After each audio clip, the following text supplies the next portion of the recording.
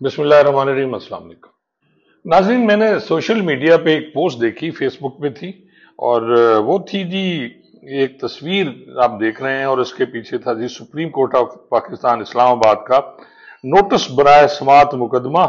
और ये मुकदमा जी, इसका नंबर है CRL PLA ये 621-L 2014।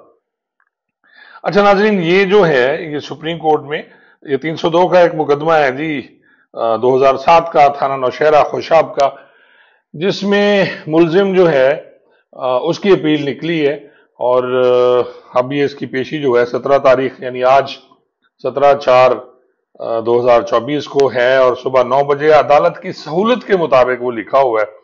और उसमें उन्होंने कहा है जी कि अपना कौमी शनाख्ती कार्ड भी लेके आए। और फिर ये नोटिस होता है मोहम्मद इकबाल वल्द मोहम्मद खान, तहसील और जिला खुशाब, मुकदमा नंबर ये उसका जो भी है वटेवर, और मुदई होगा।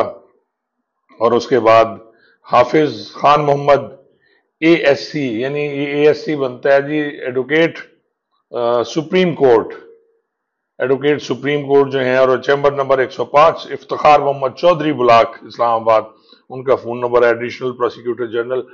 लेकिन साथ ही एक नोट जो लिखा हुआ था वो बड़ा,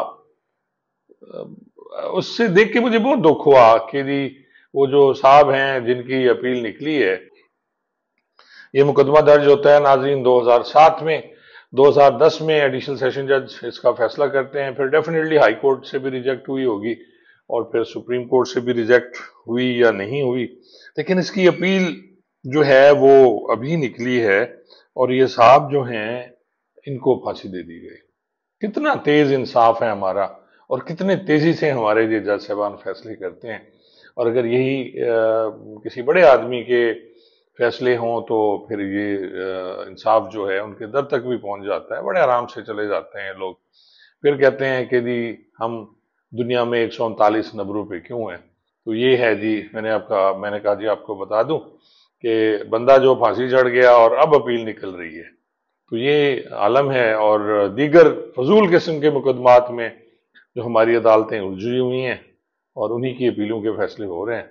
लेकिन जो मजलूम लोग हैं, ये सही कातिल होगा, मैं मान लूं अगर कातिल भी था तो फिर भी उसकी अपील का फैसला तो हो जाना चाहिए था ना, अदालत में पेंडिंग तो नहीं होना चाहिए। बहुत बहुत शुक्रिया।